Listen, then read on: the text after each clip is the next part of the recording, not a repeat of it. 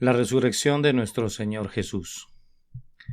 Este fue un sermón predicado la mañana del domingo 9 de abril de 1882 por Charles Haddon Spurgeon en el Tabernáculo Metropolitano, Newington, Londres. Acuérdate de Jesucristo, del linaje de David, resucitado de los muertos conforme a mi Evangelio, segunda de Timoteo, capítulo 2, versículo 8.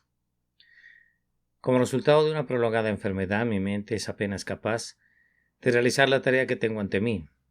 En verdad, si alguna vez yo hubiese pretendido la brillantez del pensamiento o del lenguaje, habría fracasado el día de hoy, pues me encuentro casi en el grado supremo de incapacidad. Ante el pensamiento de predicarles esta mañana, únicamente he sido reconfortado por la reflexión de que Dios bendice la propia doctrina y no la forma en la que pueda ser expresada, pues si Dios hubiese hecho que el poder dependiese del predicador y de su estilo, habría decidido que la resurrección, la mayor de todas las verdades, debería ser proclamada por ángeles y no por hombres. Sin embargo, hizo a un lado al serafín por una criatura más humilde. Después de que los ángeles dijeron una palabra o dos a las mujeres, su testimonio cesó. El más prominente testimonio de la resurrección del Señor fue inicialmente el de las santas mujeres y después fue el de cada uno de los sencillos hombres y mujeres que formaban el grupo de 500 o más personas que tuvieron el privilegio de haber visto de hecho al Salvador resucitado y que por tanto podían dar testimonio de los que habían visto, aunque hubiesen sido bastante incapaces de describir con elocuencia lo que habían contemplado. No tengo nada que decir acerca de la resurrección de nuestro Señor, y los ministros de Dios no tienen tampoco nada que decir más allá de dar testimonio del hecho de que Jesucristo, de la simiente de David, resucitó de los muertos, aunque lo convirtieran en poesía, aunque lo declararan en el sublime verso de Milton, vendría a ser lo mismo, aunque lo proclamaran en monosílabos y lo escribieran de tal manera que los niñitos pudieran leerlo en sus primeros abecedarios, se reduciría a lo mismo. Ha resucitado el Señor verdaderamente, es la suma y sustancia de nuestro testimonio cuando hablamos de nuestro Redentor resucitado. Basta con que sepamos la verdad de esta resurrección y que sintamos su poder para que el modo de nuestra predicación sea de una trascendencia secundaria, pues el Espíritu Santo dará testimonio de la verdad y hará que produzca fruto en las mentes de nuestros oyentes. Nuestro presente texto se encuentra en la segunda carta de Pablo a Timoteo. El venerable ministro está ansioso por el joven que ha predicado con éxito notable y a quien considera de algún modo como su sucesor. El anciano está a punto de abandonar el cuerpo y tiene el propósito de que su hijo en el Evangelio predique la misma verdad que su padre ha predicado y de que no adultere en modo alguno el Evangelio. En los días de Timoteo se había manifestado una tendencia que por lo demás existe en estos preciosos tiempos, de tratar de apartarse de las simples realidades sobre las que está construida nuestra religión, para ocuparse de cosas más filosóficas y difíciles de entender. La palabra que la gente común acogió con alegría no es lo suficientemente refinada para los sabios ilustrados y por tanto deben recubrirla con una niebla de pensamiento y de especulación humanos. 3 o 4 hechos simples constituyen el Evangelio, según lo expone Pablo en el capítulo 15 de su primera epístola a los Corintios, porque primeramente os he enseñado lo que asimismo recibí, que Cristo murió por nuestros pecados conforme a las Escrituras, y que fue sepultado y que resucitó al tercer día conforme a las Escrituras. Nuestra salvación depende de la encarnación, vida, muerte y resurrección de Jesús. El que cree rectamente en estas verdades ha creído en el Evangelio, y creyendo en el Evangelio encontrará en él sin duda alguna salvación eterna. Pero los hombres buscan cosas novedosas, no pueden tolerar que la trompeta emita el mismo sonido inevitable. Ellos ansían cada día alguna novedosa fantasía musical. El Evangelio con variaciones, esa es la música para ellos. Dicen que el intelecto es progresivo, por tanto han de marchar por delante de sus antecesores. La deidad encarnada, una vida santa, una muerte expiatoria y una resurrección literal, todos estos son temas de los que ya han oído durante cerca de 19 siglos y por tanto se han vuelto un poco rancios, y la mente cultivada tiene hambre de un cambio del anticuado maná. Esta tendencia era manifiesta incluso en los días de Pablo, y así decidieron considerar los hechos como misterios o parábolas, y se esforzaron por encontrar un significado espiritual en esos hechos, pero fueron tan lejos que llegaron a negarlos como hechos reales. En la búsqueda de un significado recóndito, pasaron por alto el hecho mismo, perdiendo la sustancia en una insensata preferencia por la sombra, a pesar de que Dios puso delante de ellos gloriosos eventos que llenan al cielo de asombro, ellos mostraron su necia sabiduría al aceptar los sencillos hechos históricos como mitos que han de ser interpretados o acertijos que han de ser resueltos. Aquel que creía como un niño fue apartado a un lado como un necio para que el controversista y el escriba pudieran entrar para envolver a la simplicidad en el misterio y ocultar la luz de la verdad. De aquí que surgieran ciertos individuos como Himeneo y Fileto, que se desviaron de la verdad diciendo que la resurrección ya se efectuó y trastornan la fe de algunos. Busquen el versículo 17 y leanlo por ustedes mismos. Volatilizaron a la resurrección, hicieron que significara algo muy profundo y místico, y en el proceso quitaron por completo la resurrección real. Entre los hombres hay todavía una ansia de nuevos significados, de refinamiento sobre las viejas doctrinas y espiritualizaciones de hechos literales. Arrancan con violencia las entrañas de la verdad y nos entregan el esqueleto relleno de hipótesis, especulaciones y mayores esperanzas. Los escudos de oro de Salomón son retirados y en su lugar son colgados escudos de latón. ¿Acaso esos escudos no responderán mejor a cada propósito y no es el metal más acorde con la época? Podría ser, pero nunca admiramos a Roboam y somos lo suficientemente anticuados para preferir a los escudos originales de oro. El apóstol Pablo estaba muy ansioso de que Timoteo se mantuviera firme, al menos en cuanto a la antigua fe, y entendiera en su claro significado los testimonios de Pablo referentes al hecho de que Jesucristo, de la simiente de David, resucitó de los muertos. Dentro del alcance de este versículo se registran varios hechos, y primero aquí está la gran verdad de que Jesús, el Hijo del Altísimo, fue ungido de Dios. El apóstol le llama a Cristo Jesús, esto es, el Mesías, el enviado de Dios. También le llama Jesús, que significa un Salvador, y es una grandiosa verdad que quien nació de María, quien fue colocado en el pesebre en Belén, quien nos amó y vivió y murió por nosotros, es el Salvador ordenado y ungido de los hombres. Nosotros no dudamos ni un instante acerca de la misión, el oficio y el propósito de nuestro Señor Jesús. En verdad nosotros colgamos a la salvación de nuestras almas del hecho de que Él es el ungido del Señor para ser el Salvador de los hombres. Este Jesucristo fue real y verdaderamente hombre, pues Pablo dice que él fue del linaje de David.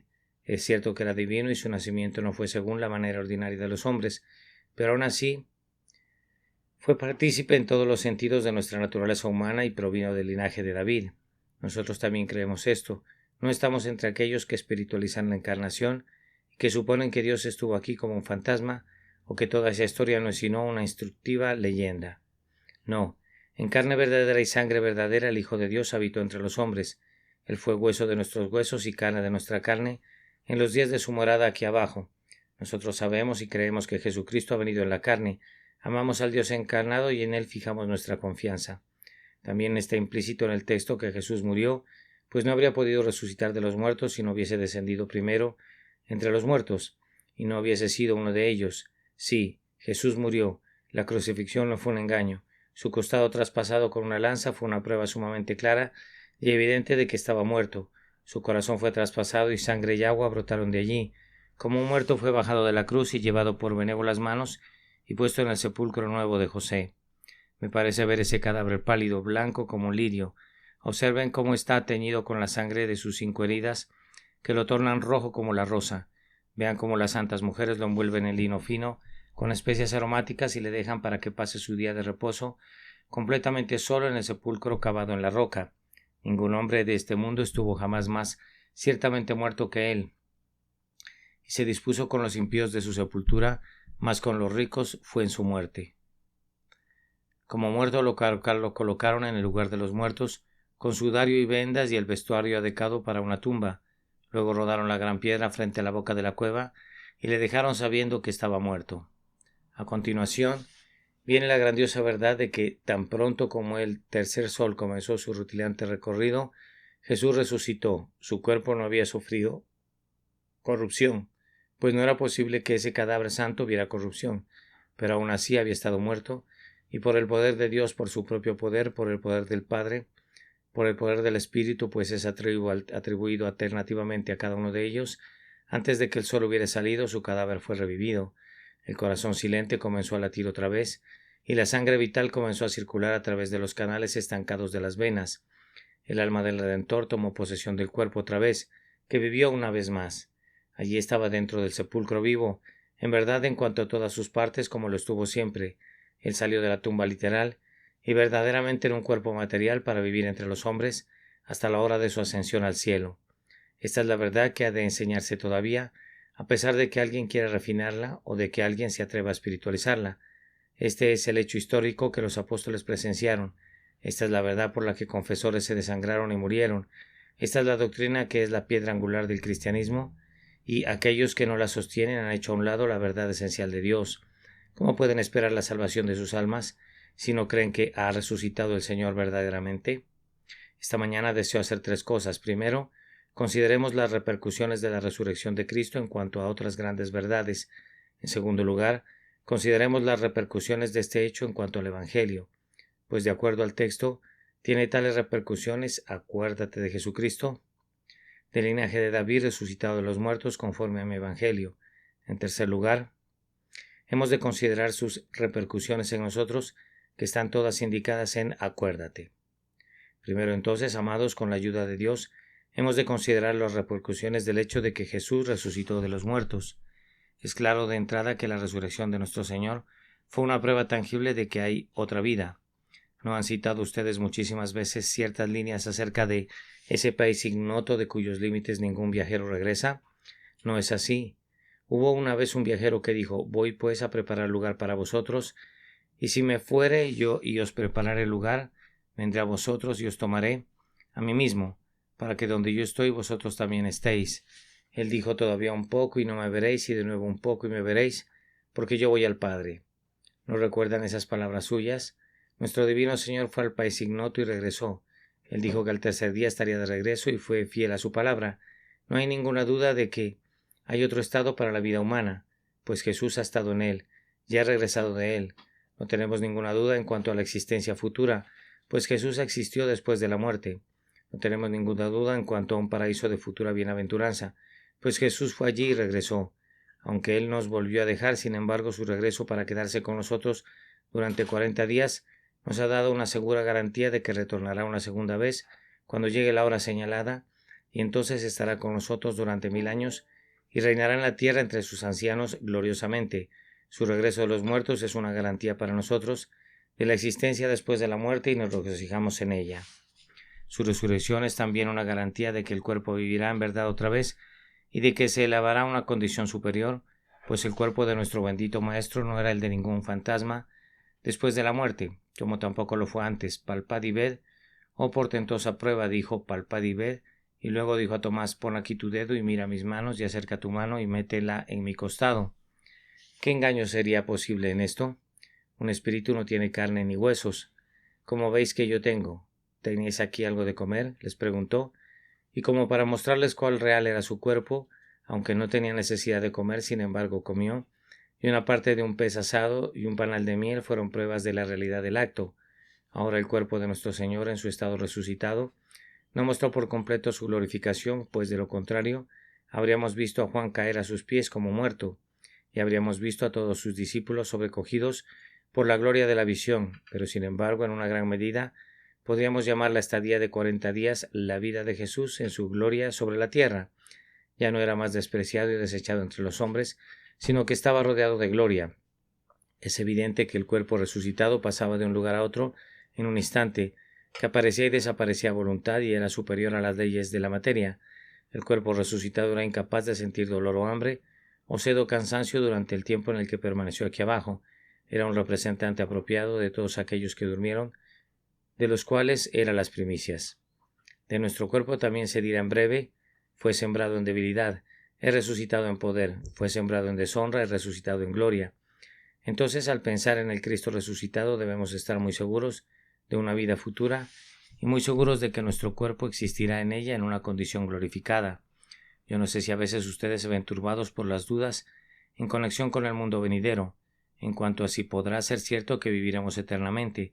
Este es el aspecto que hace que la muerte sea muy terrible para los que dudan, pues aunque creen en la realidad del sepulcro, no han creído en la realidad de la vida que está más allá de la tumba.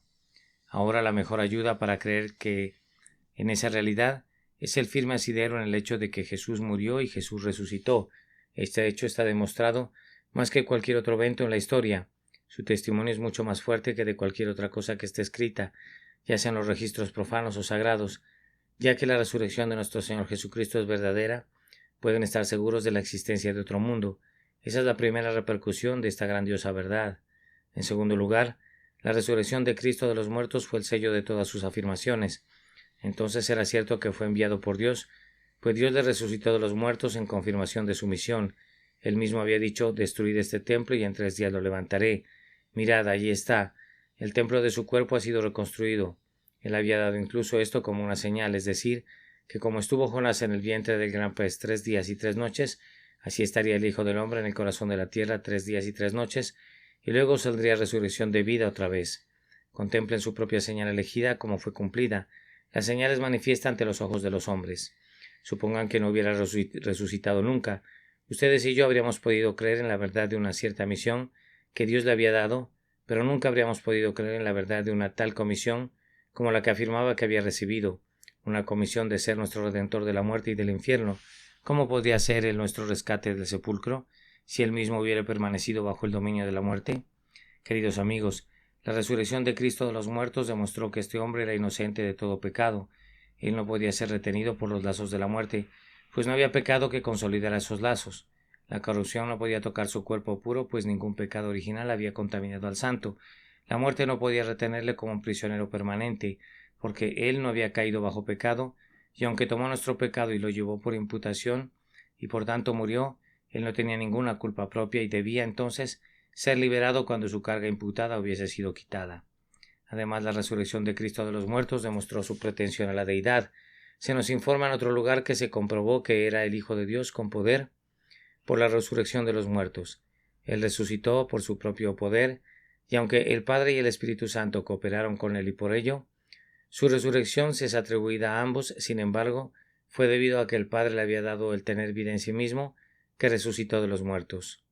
Oh Salvador resucitado, tu resurrección es el sello de tu obra. No podemos tener ninguna duda acerca de ti. Ahora que has abandonado el sepulcro, profeta de Nazaret, tú eres en verdad el Cristo de Dios, pues Dios soltó las amarras de la muerte para ti, hijo de David. Tú eres en verdad el elegido y el precioso ser, pues vives para siempre. Tu vida de resurrección ha puesto la firma del soberano del cielo a todo lo que has dicho y hecho, y por esto bendecimos y ensalzamos tu nombre. Una tercera repercusión de su resurrección es esta, y es muy grandiosa. La resurrección de nuestro Señor, de acuerdo a la Escritura, fue la aceptación de su sacrificio. Por la resurrección del Señor Jesucristo de los muertos, fue dada evidencia de que había soportado plenamente el castigo, que era debido a la culpa humana. El alma que perece, esa morirá. Esa es la determinación del Dios del cielo. Jesús está en el lugar del pecador y muere, y cuando ha hecho eso no se puede demandar nada más de él, pues quien está muerto es libre de la ley. Tomen a un hombre que haya sido culpable de una ofensa capital.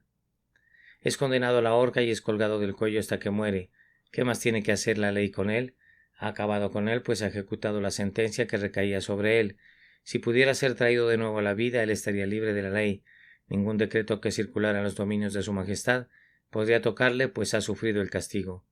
De igual manera, cuando nuestro Señor Jesús resucitó de los muertos después de haber muerto, había pagado totalmente el castigo que era debido a la justicia por el pecado de su pueblo, y su nueva vida era una vida libre de castigo, libre de responsabilidad. Ustedes y yo estamos libres de los reclamos de la ley, porque Jesús estuvo en nuestro lugar, y Dios no exigirá el pago tanto de nosotros como de nuestros sustitutos. Sería contrario a la justicia entablar juicio tanto contra la fianza como contra aquellos por los que fue presentada la fianza. Y ahora, gozo sobre gozo, la carga de responsabilidad que una vez descansó sobre el sustituto es quitada de él también, viendo que por el sufrimiento de la muerte ha vindicado la justicia y ha dado satisfacción a la ley quebrantada. Ahora tanto el pecador como la fianza son libres. Esto es un gran gozo, un gozo por el cual hay que hacer que las arpas de oro toquen una más sublime música. Aquel que asumió nuestra deuda se ha liberado a sí mismo de ella cuando murió en la cruz. Su nueva vida, ahora que ha resucitado de los muertos, es una vida libre de cualquier reclamo legal y es la señal para nosotros de que somos también libres, ya que Él no nos representó. Escuchen, ¿quién acusará a los escogidos de Dios? Dios es el que justifica. ¿Quién es el que condenará? Cristo es el que murió, más aún, el que también resucitó. En sí es un golpe que derriba el miedo al suelo, cuando el apóstol dice que no podemos ser condenados porque Cristo murió en nuestro lugar, pero le aplica una fuerza doble cuando clama más aún el que también resucitó. Por tanto, Si Satanás se acercara a cualquier creyente y le dijera qué hay en cuanto a tu pecado, debe responderle que Jesús murió por él y que su pecado ha sido quitado. Si viniera en una segunda instancia y te dijera qué hay en cuanto a tu pecado, respóndele: Jesús vive y su vida es la garantía de nuestra justificación, pues si nuestra fianza no hubiese pagado la deuda, todavía estaría bajo el poder de la muerte, puesto que Jesús ha saldado todas nuestras deudas y no ha dejado ni un centavo pendiente ante la justicia de Dios. Atribuible a algún elemento de su pueblo, Él vive y es libre, y nosotros vivimos en Él, y somos también libres en virtud de nuestra unión con Él. ¿No es esta una gloriosa doctrina? Esta doctrina de resurrección en su repercusión sobre la justificación de los santos. El Señor Jesús se entregó por nuestros pecados, pero resucitó para nuestra justificación. Sean indulgentes conmigo mientras comento a continuación otra repercusión de esta resurrección de Cristo. Fue una garantía de la resurrección de su pueblo. Hay una gran verdad que no ha de ser olvidada nunca, es decir, que Cristo y su pueblo son uno, tal como Adán y toda su simiente son uno. Lo que Adán hizo lo hizo como una cabeza por un cuerpo, y como nuestro Señor Jesús y todos los creyentes son uno, así lo que Jesús hizo lo hizo como una cabeza por un cuerpo. Fuimos crucificados conjuntamente con Cristo. Fuimos enterrados con Cristo y hemos resucitado con Él. Sí, juntamente con Él nos resucitó y asimismo nos ha hecho sentar juntos en los lugares celestiales con Cristo Jesús. Él dice: porque yo vivo, vosotros también viviréis. Si Cristo nos resucitó de los muertos, vana es su fe, y vana es nuestra predicación, y todavía están en sus pecados, y los que han muerto en Cristo han perecido, y ustedes perecerán también. Pero si Cristo resucitó de los muertos, entonces todo su pueblo ha de resucitar también. Es un asunto de necesidad evangélica. No hay lógica más imperativa que el argumento extraído de la unión con Cristo. Dios ha hecho a los santos uno con Cristo, y si Cristo resucitó, todos los santos han de resucitar también. Mi alma se aferra firmemente a esto, y conforme consolida su agarre pierde todo temor a la muerte. Ahora nosotros llevamos a nuestros seres queridos al cementerio, y dejamos a cada uno de ellos en su celda estrecha, dándoles el adiós, calmadamente y diciendo: así Jesús durmió, el agonizante Hijo de Dios, pasó por el sepulcro y bendijo el lecho. Descansa aquí, amado santo, hasta que desde su trono rompa la mañana y atraviese la sombra. No solo nos corresponde saber que nuestros hermanos viven en el cielo, sino también que sus partes mortales están bajo la custodia divina, guardadas seguramente hasta la hora señalada en la que el cuerpo sea reanimado y el hombre perfecto goce de la adopción de Dios. Estamos seguros de que nuestros muertos vivirán, resucitarán conjuntamente con el cuerpo muerto de Cristo. Ningún poder podría mantener en cautividad a los redimidos del Señor. Deja ir a mi pueblo será un mandato tan obedecido por la muerte, como lo fue una vez por el faraón humillado que no pudo mantener en cautiverio a un solo de los israelitas. El día de la liberación viene con presteza. Despréndete de su trono, ilustre mañana. Atiende, oh tierra, a su soberana alabanza. Una forma gloriosa restaura tu confianza. Él ha de ascender para encontrarse con su Señor. Además, la resurrección de nuestro Señor de los muertos es un hermoso cuadro de la nueva vida de la que todos los creyentes ya gozan. Amados, aunque este cuerpo esté todavía sometido a servidumbre como el resto de la creación visible, de acuerdo a la ley enunciada en la Escritura, el cuerpo en verdad está muerto a causa del pecado, pero el espíritu vive a causa de la justicia. La regeneración que ha tenido lugar en quienes creen ha cambiado nuestro espíritu y le ha dado vida eterna, pero no afecta nuestro cuerpo más allá de esto. Lo ha hecho ser el templo del Espíritu Santo, y así es algo santo y no puede ser detestable para el Señor, ni ser barrido entre las cosas impías. Pero todavía el cuerpo está sujeto al dolor y al cansancio, y a la suprema sentencia de muerte. No así el espíritu. Ya se ha cumplido dentro de nosotros una parte de la resurrección, puesto que está escrito: y Él os dio vida a vosotros cuando estabais muertos en vuestros pecados y delitos.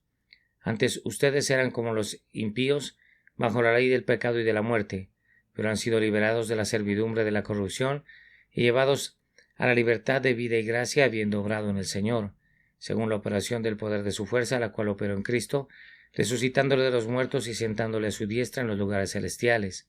Ahora, justo como Jesucristo llevó después de su resurrección una vida muy diferente de la que había llevado antes de su muerte, así ustedes y yo somos llamados a vivir una vida celestial y espiritual elevada y noble, viendo que hemos sido resucitados de los muertos para no morir más. Gocémonos y regocijémonos en esto. Comportémonos como quienes están vivos de los muertos, como los hijos felices de la resurrección. No hemos de ser esclavos del infierno del dinero, o cazadores que van tras la fama mundana.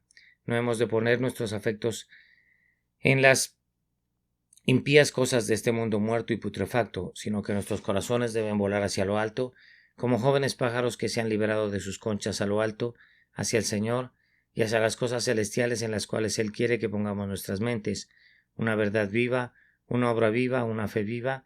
Estas son las cosas para hombres vivos. Hemos de despojarnos de la mortaja de nuestras antiguas concupiscencias y vestir las ropas de luz y de vida. Que el Espíritu de Dios nos ayude a adentrarnos en la meditación de estas cosas en casa. Ahora, en segundo lugar, hemos de considerar las repercusiones de este hecho de la resurrección en cuanto al Evangelio. Pues Pablo dice: acuérdate de Jesucristo del linaje de David, resucitado de los muertos conforme a mi Evangelio. A mí siempre me gusta ver de qué manera cualquier tipo de enunciado se relaciona con el Evangelio. Pudiera ser que yo no tuviera muchas más oportunidades de predicar, pero estoy decidido a esta cosa única, que no perderé nada de tiempo en temas secundarios, y cuando predique habrá de ser el Evangelio o algo muy cercanamente conectado con él. Me esforzaré cada vez por herir por la quinta costilla y nunca dar golpes al aire.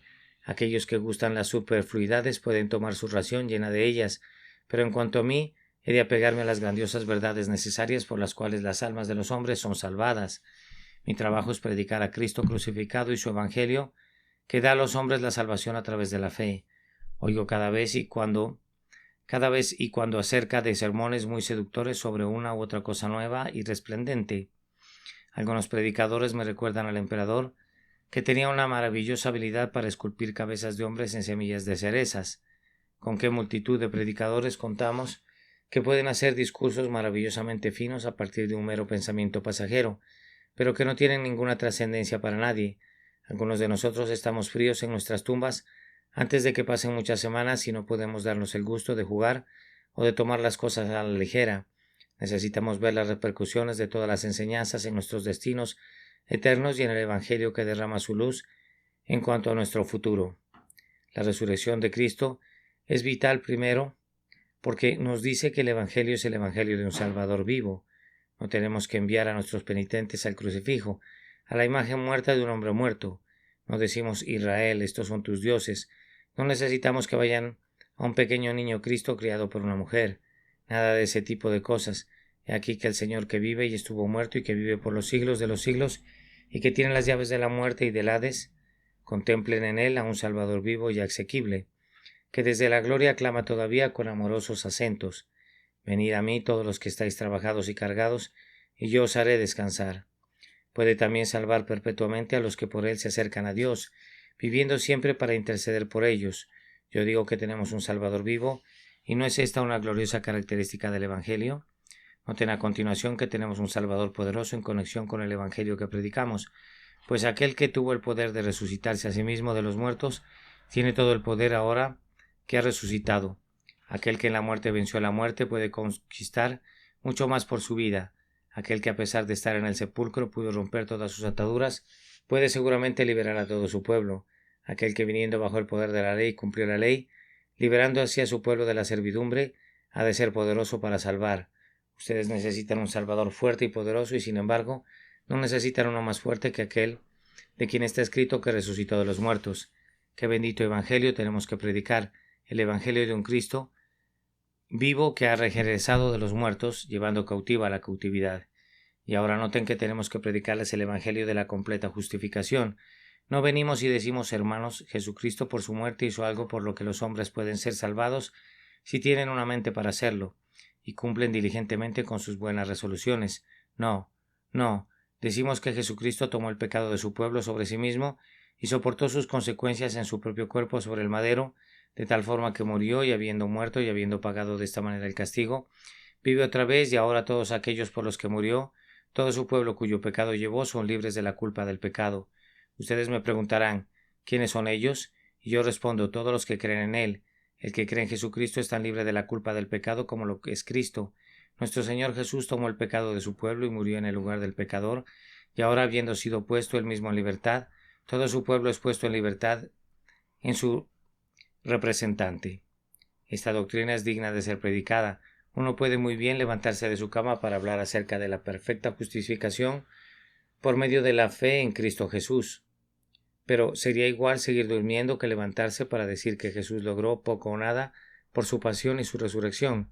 Algunos parecen soñar que Jesús abrió un pequeño espacio por el cual tenemos una ligera oportunidad de alcanzar el perdón y la vida eterna si somos diligentes durante muchos años. Ese no es nuestro evangelio. Jesús ha salvado a su pueblo. Él ha cumplido la obra que le fue confiada. Terminó con la transgresión, puso un fin al pecado y trajo a la justicia eterna, y el que cree en él no es condenado y no puede serlo nunca. Además, la conexión de la resurrección y del evangelio es esta: demuestra la seguridad de los santos, pues si cuando Cristo resucitó su pueblo resucitó también, resucitaron a una vida semejante a la de su Señor, y por tanto no pueden morir nunca. Está escrito: Cristo, habiendo resucitado de los muertos, ya no muere. La muerte no se enseñorea más de él. Y lo mismo sucede con el creyente. Si tú has muerto con Cristo y has resucitado con Cristo, la muerte no tiene más dominio sobre ti.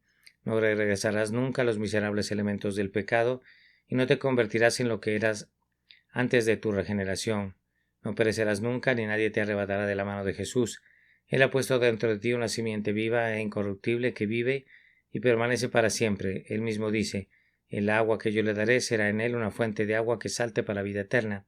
Por tanto, aférrense a esto y que la resurrección de su Señor sea la garantía de su propia perseverancia final. Hermanos, no puedo detenerme para mostrarles cómo esta resurrección toca al Evangelio en cada punto, pero Pablo está siempre lleno de ella.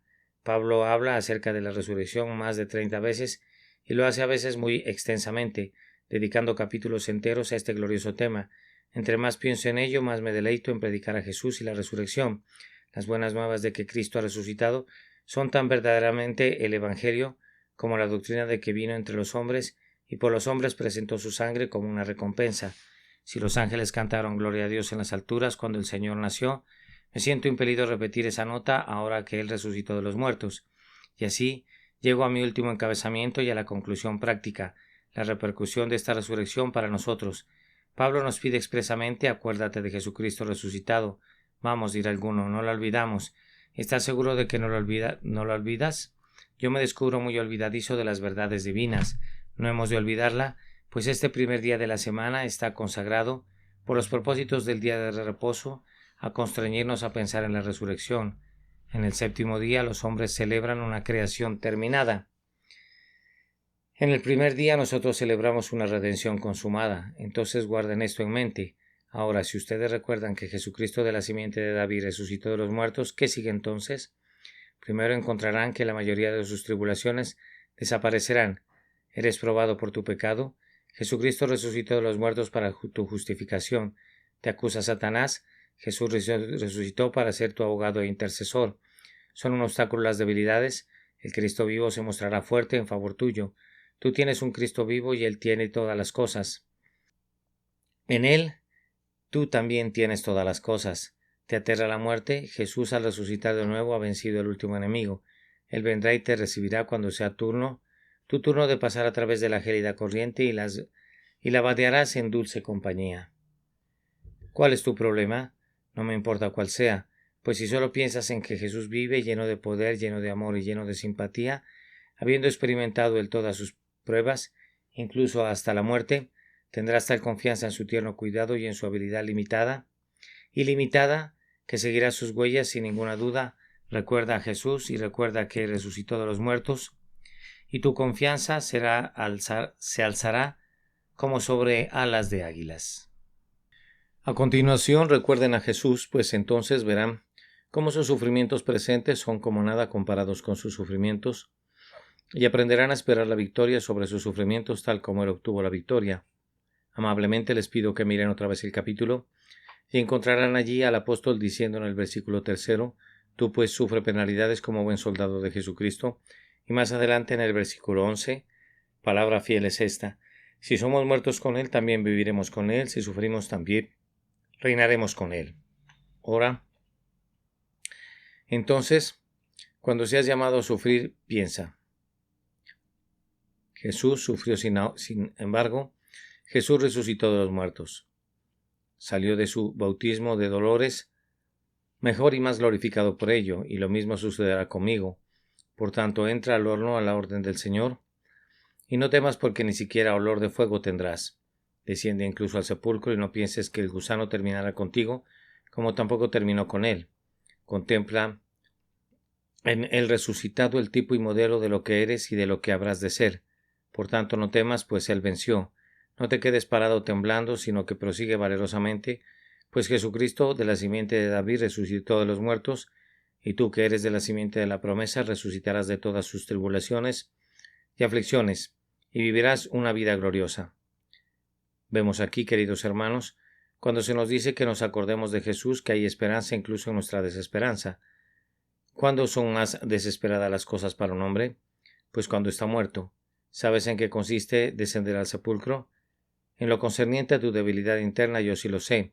A veces me parece que todo mi gozo está enterrado como algo muerto, y toda mi presente utilidad y toda mi esperanza de ser útil en el futuro están enterrados en un féretro y colocados bajo tierra como si fueran un cadáver. En la angustia de mi espíritu y en la desolación de mi corazón, podría llegar a considerar que es mejor morir que vivir. Tú dices que no debería ser así. Te concedo que no debería ser así, pero es así. Muchas cosas suceden dentro de las mentes de pobres mortales que no deberían suceder, pero si tuviéramos más valor y más fe, no sucederían. Ay, pero cuando bajamos y bajamos y bajamos, ¿no es acaso algo bendito que Jesucristo de la simiente de David muriera y resucitara de los muertos?